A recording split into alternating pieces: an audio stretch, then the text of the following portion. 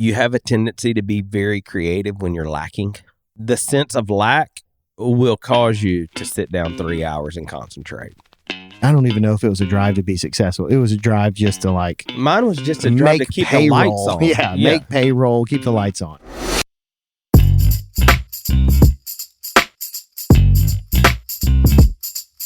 Welcome, everyone, to another episode of the Overlap Podcast, where we dive into the intersection of work, fitness, family, faith, parenting, and leadership. Around here, we believe that growth in one area of your life fuels growth in all areas of your life. And that's why we're committed to taking the lessons we've learned from business, breaking them down into simple, actionable insights, and empowering small business leaders to thrive. Our mission is to help entrepreneurs not just succeed, but create meaningful impact in their communities, businesses, and families. So let's grow together, one overlap at a time. And you all can thank that intro idea from our producer, Tim. Look at Tim work. I mean... Well, it's because a couple episodes ago, we talked about him asking for money. And he's trying to assert his need, his what do you call it? His making himself indispensable. Yeah, he is, unless except in the last episode that Overlap Echo kind of hosted, he took some pop shots at us. Oh, did he? Yeah, with AI. Yeah. But that's okay. That's okay. It was really good. If you've not listened to the episode, listen to the last episode. It sounded very cool. Yeah, it was. Fun fact, I hardly ever listen to any of our stuff because I don't like my voice. Yeah, it's a struggle listening to mine. I thought you were going to say mine. Well, yours too. But yeah, I hear it all the time, and when I hear it through the recording, it doesn't sound the same, and I notice that I have a lisp. And really? I've not noticed the lisp. Yeah, I do. I notice it, and I only really notice it because I've given my older brother a hard time about it for our entire lives, and it turns out the joke's on me. Oh, yeah. I'm sure he's laughing about it now. I have noticed you wearing a lot of mauve and pinks lately. Mauve, yeah? Yeah. Well, it's 'tis the season. It gets sensitive. Yeah. It is sensitive. Yes, I'm a sensitive guy. Yeah. All right. Well, let's jump into this topic because I think it is it's something we've been talking about for a little while, and we've finally made it onto our schedule. And it's the right timing. And just I want to set it up with this. You've heard from us. If you're a regular listener, you've probably heard us for the last few months. And if you listen to us, you probably listen to other podcasts similar to this where especially for the last 2 months, it's been, setting your annual plan, or setting goals or BHAGs, and that is big, hairy, audacious goals. You hear everyone talking about, doing the work of setting your goals. And if you actually did the work, you wrote those things down, and you probably have some action steps, 30, 60, 90, or, some metrics that you're going to review and manage on, weekly, monthly basis or whatever, right? There's just a bunch of different ways to do it. You probably set SMART goals, which were specific, measurable, either accurate, attainable, one of those, relative or reasonable, and time sensitive, SMART goals. And you wrote them out in like a goal statement. You might have them in a drawer that you plan on reviewing all the time. But that's like the easiest part of that whole goal process. Yeah, if you have them in a drawer, pull them out so you can see them. Yeah. I used to write goals and then just leave it in a journal all year and never look at them. Yeah, well, that's better than most people. You at least wrote them down. Yeah, but what was amazing to me is when I would find those journals, like a couple years ago, I was looking through a journal that I'd written goals in, and every one of those goals I wrote down. That's why I tell people all the time, there's two things that that work for me that I don't do, which is goal setting and praying. Really? Yeah.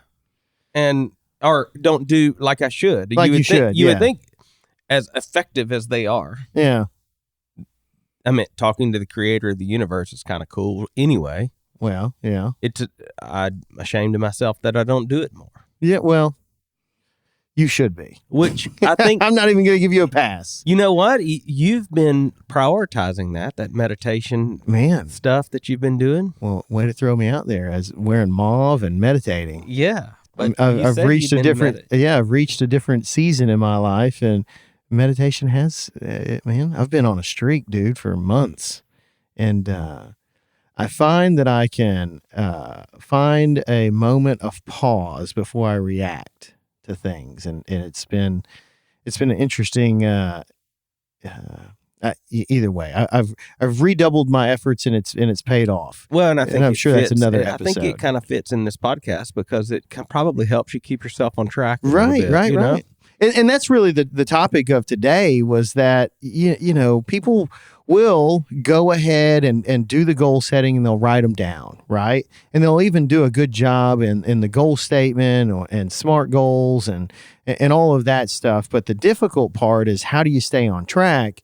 And what we wanted to discuss today is maybe some tools, maybe some tips, maybe some tricks that to just put in your toolbox to try to give you a leg up on trying to stay on track. So, and really, I want to start with you, Keith, and go, you've been talking a lot about a couple of tools specifically that have really helped you, especially in this new phase, this new season of your life, if you will. We've been joking back and forth because I don't see him as much anymore, and he's been for years, for like a decade. I thought that he didn't work at all, and now he's working more than most of us. And so, tell us what's working for you. So I think I've talked about on the podcast a couple episodes ago about Motion. It's a calendar app and a task management app that really has revolutionized my day. And when I say that, I don't know that I've ever used those words about a process that I do daily that's made life easier in such a way, but it really has. And I think because what Motion is that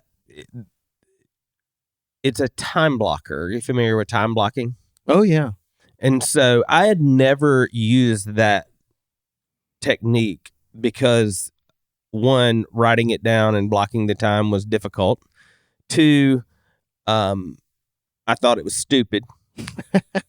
And three, I had just never been disciplined enough. And so this took all of that away from me. All I have to do is speak it in my phone and say, I need to do this today, and it creates a time for it. And so, we've been on the AI thing quite a bit, and it automatically schedules your day around your meetings. So I've always been one that used the calendar app on the iPhone for like meetings and put my meetings and notes in there, but I had never done tasks. Okay. When I was using the Full Focus Planner, I would do my 3 tasks. Yeah. But other than that, I wouldn't write down anything else other than that. So Gotcha. It all lived in my head. And so this has got everything out of my head, which is good, and put it somewhere that can be actionable. Okay. And so Motion's been great. I know you use the Full Focus Planner. I do. We'll get to that. Yeah.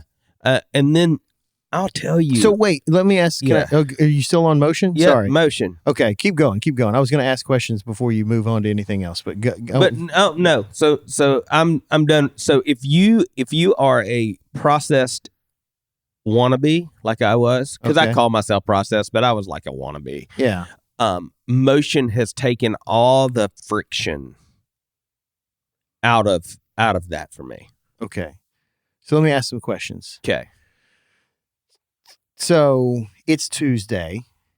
And you need to review, I don't know. You need to review 3 contracts and write a report to, I don't know, shareholders. I'm coming up with something here and I'm struggling. But you need to do kind of a heavy duty task.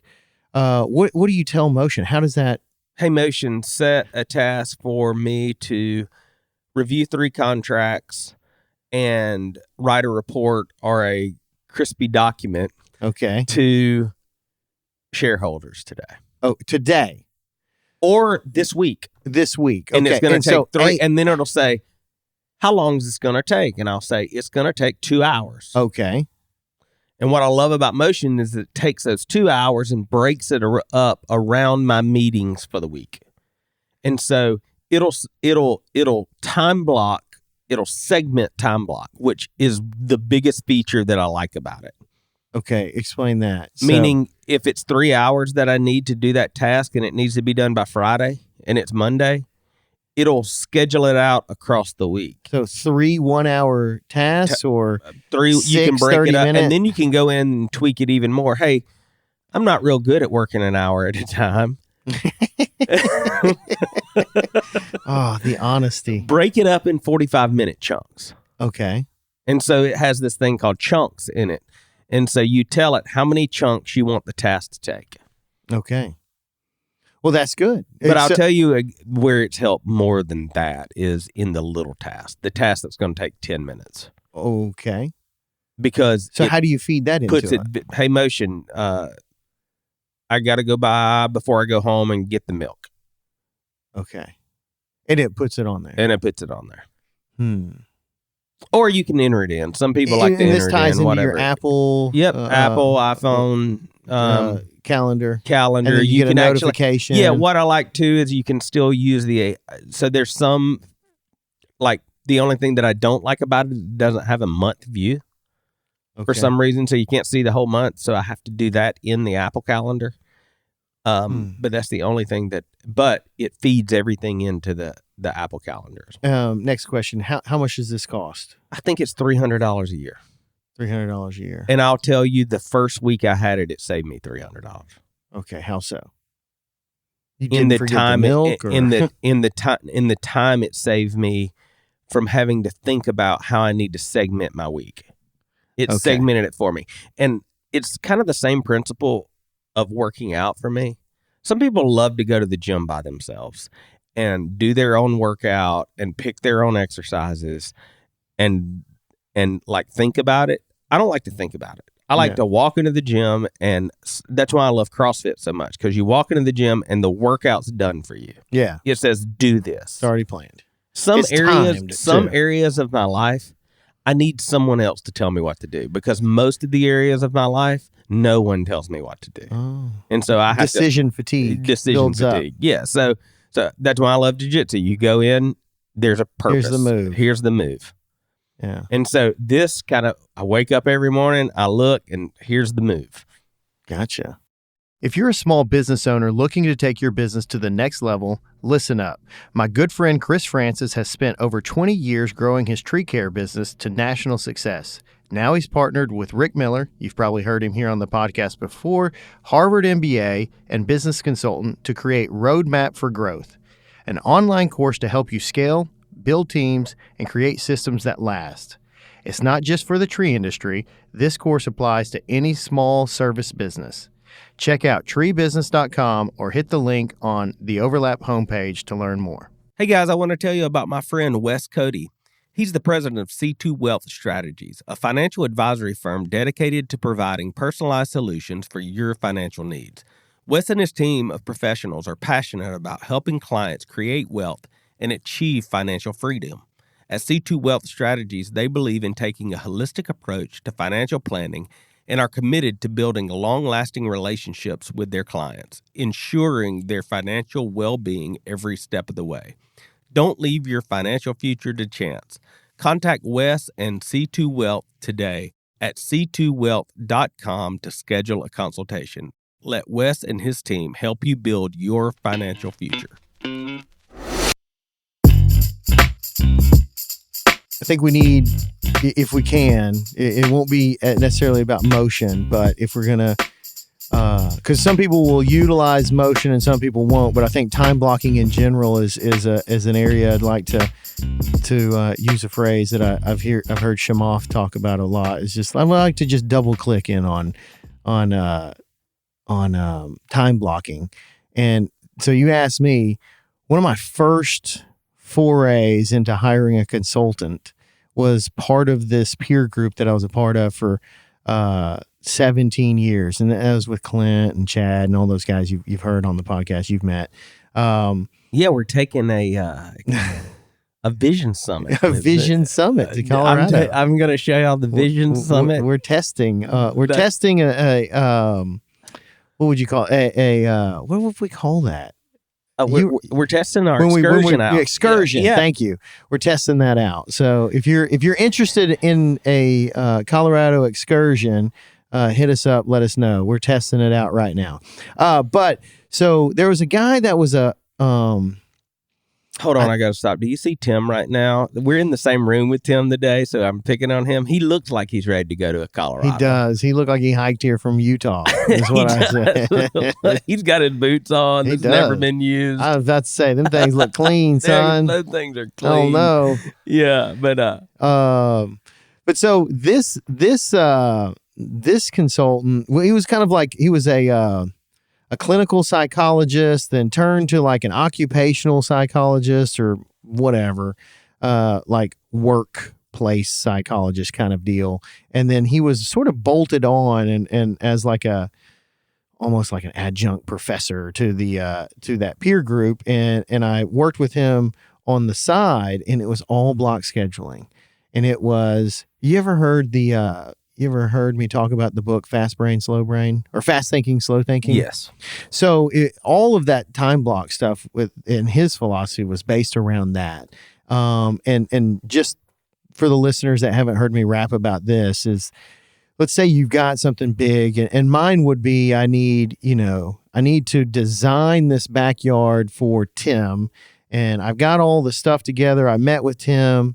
And I need to get something back to him. I told him I'd have him something by next Wednesday. I need to design it. I need to kind of let that sit, think about it again after I've slept on it or walked away from it. This was my process for a little bit, and then tweak anything that might need to be tweaked. Then I need to estimate that.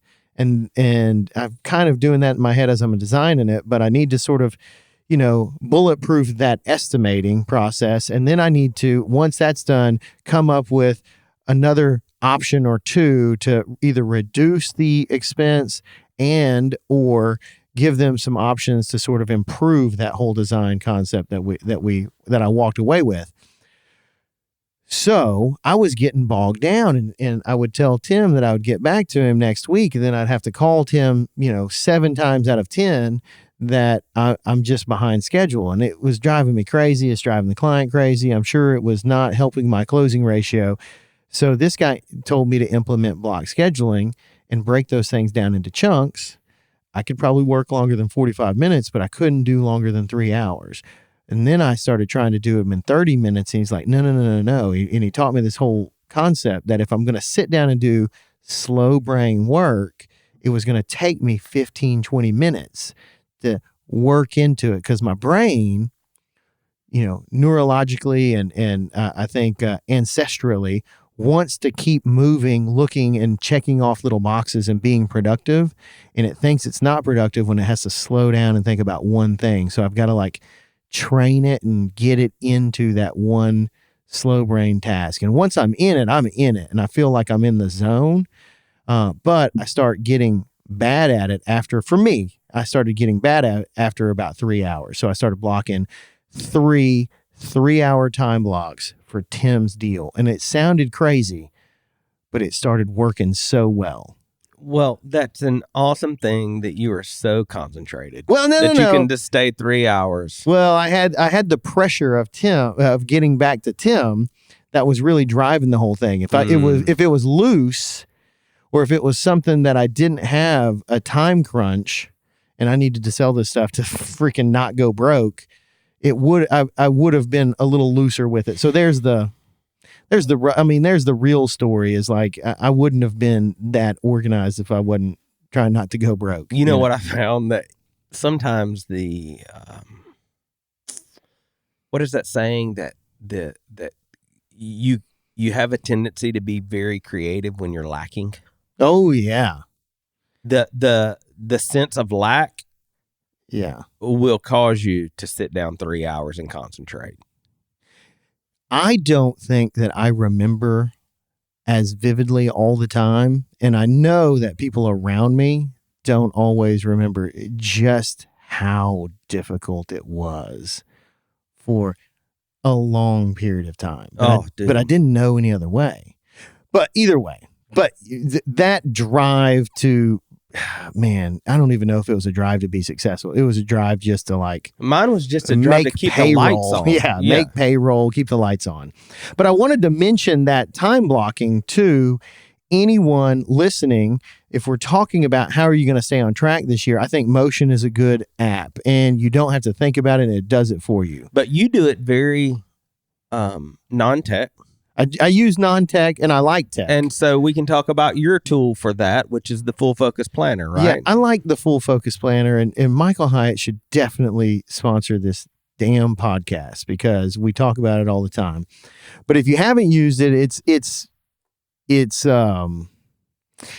brilliantly simple, and it has all the things in it that you might need to organize your quarter, your month, and your week and your day, right? It starts with the first one, the first pages is what are your goals? Then you break down those goals. Why are they important? How are you going to execute that kind of stuff? And you're really encouraged to rewrite those every quarter, which I found to be pretty good way to stay on track and kind of like re-navigate myself towards those or recalibrate is what I really meant to say. And then you've got your month, and I'll sort of work through that going, okay, here are the big things that are on the calendar, the Vision Summit, on there, stuff like that. We had the EOS or Energy VI Summit, really. I can't remember what we run on EOS, kind of visionary integrator deal that was actually supposed to be this week, but it got moved. So that's on the calendar, but big stuff like that. Then you go to the week, and before you start the week, you really review the prior week and just score yourself. Did you do well on these things? I did enjoy that in the great. Full Focus Planner. And there's a practice in there, but I don't think Michael Hyatt really came up with the big three. No, I think sure. He just adapted it to his planner. Just like Gino Wickman and EOS. The big three is something that I do every week. It's a good one. Yeah. I write the top three things down. Yeah. What are the top three things that I need to get done this week to really move the needle? And so I color code the big three in Motion. Yeah. Give it a different color than everything else. Oh, that's nice. Yeah. I like that. Yeah. I like that. So there's that for the week, the weekly review, I think they call it. And then you set up your week with your big three, and I go ahead and just plug those into my calendar. And then each day you're writing out, okay, it's Monday. What are my big three for Monday? And one of those might be one of your big three, and the other two things. And then you've got room for notes. You've got room to add other little tasks. And I found that, that's why I was asking you on Motion, how do you kind of, maybe I guess just when it pops in your head, you go ahead and tell it, hey, I need to get this done this week, or hey, I need to get this done this afternoon, or hey, I need to get this done tomorrow afternoon. I could see that being maybe more efficient than me just grabbing the Full Focus Planner and writing it down. If you're driving or something like that, you can have an idea and just speak into it. Yeah. It's not perfect, though, because sometimes you have to go back in and tweak it because, of course, the iPhone understanding your voice. Oh, yeah. Sometimes it places it. But what I like is I can just go in there and move it to the right date or move it to the right time. Nice. Whatever. But for me, the non-tech worked because I've got some sort of maybe it's a neurological connection. I'm writing it physically. I'm seeing my hand write it out, and I can write that list and then cull that list out with the ABC sort of method, and then sort of go ahead and schedule my week that way. I like the Full Focus Planner. Yeah, I used that for about 2 years. Yeah. And I like it. I just was finding that I would leave it places. I would not have it with me. Yeah. And so I like this because it's with me all the time. Yeah, I was kind of thinking about that. I mean, I've always got my phone or my iPad or both. Yeah. And that's probably a good way of doing it. I look like Jehovah's Witness walking around with it everywhere. Yeah.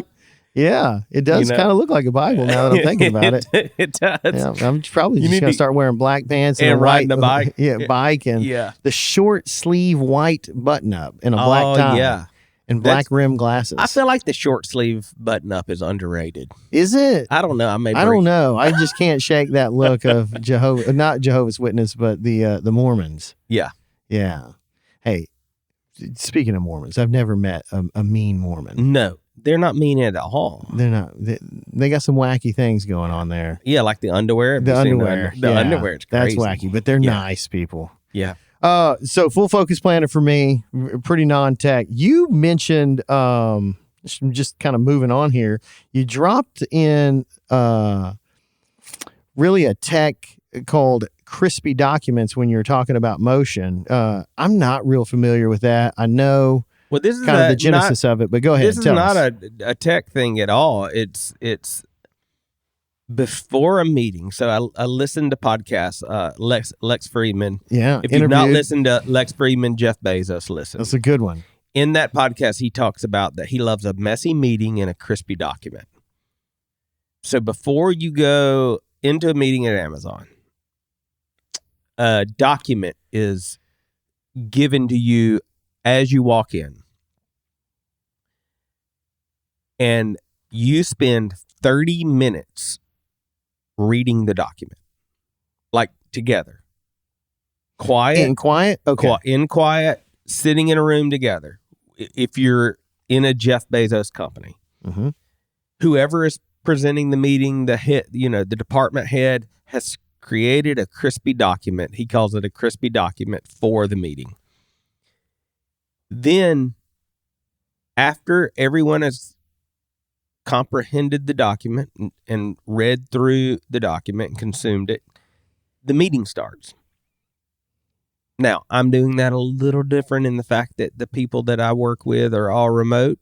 And so I'm sending a crispy email, as I call it. Yeah. And I'm very detailed in those emails. And it has alleviated lots of questions. Okay. And made strategy meetings much easier. Because there's clear communication. And so, when you go into a meeting without an agenda and maybe some bullet points and it's just everywhere. Mm-hmm. Well, I did it just, we were planning a big event. And I did it day before yesterday with the team. I was bringing a new team together that had never worked together. And I brought them together with a crispy document. And it helped tremendously get everyone on the same page. And so in this document, I put action steps. There we go. I was going to ask. I put action steps. I put the agenda. I put the things that need to be talked about. I put what I want them to take away from the meeting. Okay. And it's tremendous. And it brings order to a meeting, kind of a lot like 90 does, or EOS. It brings order to, and I use kind of that structure of EOS, but it just even brings further clarity to what we're doing, and it doesn't allow us to get off track. Now, my main question for this, well, you the main question was, what's in a crispy document, and I think you laid that out. The second question is, how much is AI helping you with this, the creation of this document, and which one are you using? I would like to say I created all my own, but I don't. Yeah. If you go in, the beautiful thing about AI is you can literally go in and say, create me a Jeff Bezos crispy document. Yeah. On what, how you prompt it, I think, is the most important thing. Yeah. And so Jeff Bezos crispy document based on what? Or what's the agenda? Based on these topics. These topics. Right. And then do you have to tell them what the outcome you look for? So Jeff Bezos hasn't talked about this a whole lot, but it is out there. There's actually a book on it too. I've not read the book. Okay. Well, I figured I could probably figure the crispy document out. Yeah. Yeah. Well, probably. Yeah. And which one are you using? Are you using ChatGPT? I love Claude? Grok, man. Grok? Yep. Okay. and it makes me look cool on X that I have a check mark by my name. I told you this. Like, I just want to have a check mark, man. And how much do you have to pay for the check mark? Well, you don't have to pay anything for the check mark, but I think it's like $15 a month for Grok for the latest version of Grok. Okay. And that automatically gives you a check mark. Gotcha. Yeah, you should probably do it. I don't know. I'm not the only fan. But does Grok write it well? Oh, Grok is So I've had multiple people. I thought Claude was a Claude good is writing. very good too. It's very human. Yeah. But Grok is as well. Okay. Elon's gonna rule in this space. I mean, he really does. But man, I keep hearing that the Meta one. God, what is it called? The Meta one's very good. It's supposed to be the best coming up. But they haven't really got it coming out. What do they call it? Llama. So I have just recently also, if we're talking about staying on track, so I use the Google Suite. Okay, And so I have incorporated Gemini into my workflow there. Yeah. I have yet to determine my opinion. Me too. I tried. So Gemini has an advanced... I think it's probably worth the $5 a month or whatever it is that it. I think the advanced one is $20. Yeah. And I paid for that, and I tried to get it, and I really pushed it, tried to get it to create this big fancy presentation with photos and graphs, and it just, maybe I didn't prompt it right, but it kept saying it was working on it, and it did that for a day and a half until I finally said, all right, never mind. That could have been the prompting too. It's supposed to be able to do that. So start your meetings with a crispy document. Crispy document. I don't think like you have that. to take 30 minutes to read it. I think you could take 15. Okay. But maybe 30 minutes are for notes and asking and organizing. But he has a questions. template. So Jeff Bezos makes all of his, anyone who is leading a meeting has to present a crispy document. Well, it is good practice, I think, because it sets the tone and what we're trying to do. Why are we all here? One of the things that he does too that I think is wise. What's that? He waits to last to speak. I do. That's a good one. Yeah. Mm-hmm. And I think he probably understands that once he speaks, he sort of controls the room. The weight of what he says is going to dictate. He's probably waiting to hear all of the ideas and then make a choice. I want to take a moment to talk about someone who's been instrumental in my personal and business success. That's Johnny Barranco and his team at Barranco & Associates. For over 7 years, Johnny has been my go-to accountant and financial consultant. I can tell you that he's more than just a tax preparer. Johnny takes a holistic approach to all my financial dealings, aligning them with my long-term plans and personal lifestyle. I've recommended Johnny to several friends throughout different business groups around the country, and the feedback has been nothing short of exceptional. His expertise and service are top-notch. So if you're looking for someone who not only prepares your taxes, but also helps you strategize for the future, Johnny and his team at Barranco & Associates are the ones to call. Trust me, you won't regret it. So contact Johnny Barranco today and take the first steps towards financial peace. You're not going to regret this. We were talking about Apple Notes and all of the advancements that have been going on with Apple Notes. So the new writing tools in Apple? Yeah, they're fantastic. In Apple Notes? Yeah. So I start everything now. I start my crispy document in Apple Notes. I'm sort of playing with mine right now, the Apple Notes right now. Yeah, we keep track of the podcast on Apple Notes. Yeah, that's really where all of our notes are. But the Apple Notes has now replaced 5 apps for me on my phone. Okay, which ones? It's replaced Evernote. Yep. It's replaced my scanner. The scan document feature in Notes is excellent. So anytime you need to keep... That's the paperclip? That is, you can hit the paperclip and then it'll give you options. Okay. The scan documents feature. Okay. So I used to use a to-do list. It now has become my to-do list. Yes. And then I take that, like if I need to do something quick, I create a to-do list in there and then put it in motion. And then it has replaced just I'll be real honest with you. It has replaced my word processor, like Word, pretty much if I don't need to add graphics. Yeah. If I just need to create a document.